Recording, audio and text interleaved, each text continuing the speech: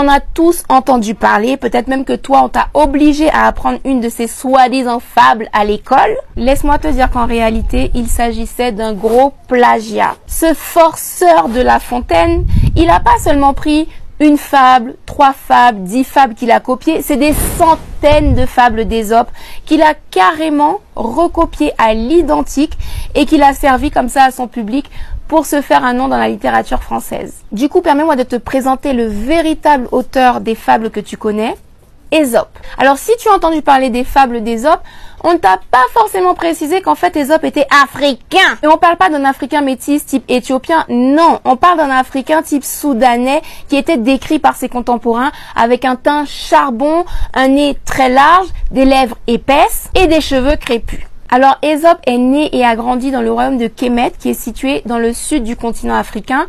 Et là encore, quand je parle du sud du continent africain, on parle de la version africaine de l'orientation du monde. Encore un autre mensonge appris à l'école qu'il me faudra défaire.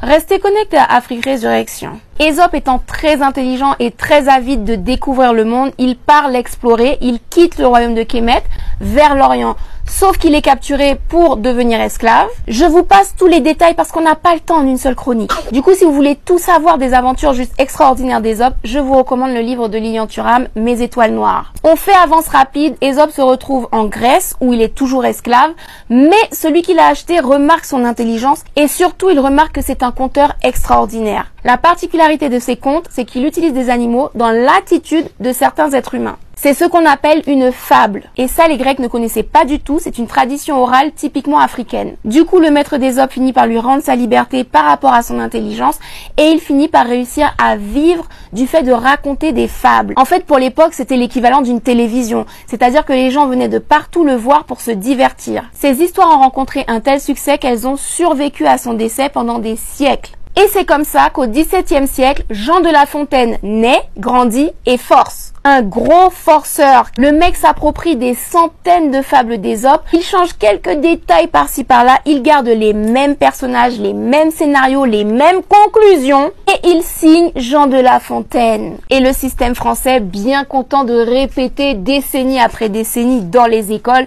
que Jean de La Fontaine est un héros de la littérature française. Garde bien en tête que Ésope a vécu en moins 700 et que Jean de La Fontaine a vécu au XVIIe siècle. C'est-à-dire un écart de 2300 ans. Donc tu te doutes bien qu'à l'époque de Jean de La Fontaine où il n'y avait ni télévision ni internet pour pouvoir exposer le plagiat, eh ben toutes ces signatures de fables sont passées crème et on lui a accordé ce crédit alors qu'en réalité il n'a absolument rien créé. Gad Elmaleh aurait dû vivre au XVIIe siècle. Enfin bref, si tu connais les fables du corbeau et du renard, de la cigale et de la fourmi, du lion et du rat, tout ça n'appartient pas à Jean de La Fontaine mais à Ésope l'Africain.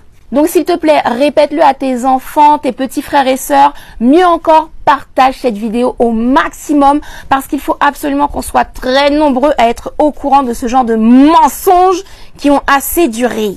Alors comme tu le vois, j'en ai tout plein d'autres mensonges qui attendent d'être révélés. Donc reste connecté à Afrique Résurrection et on se retrouve très prochainement pour une autre chronique.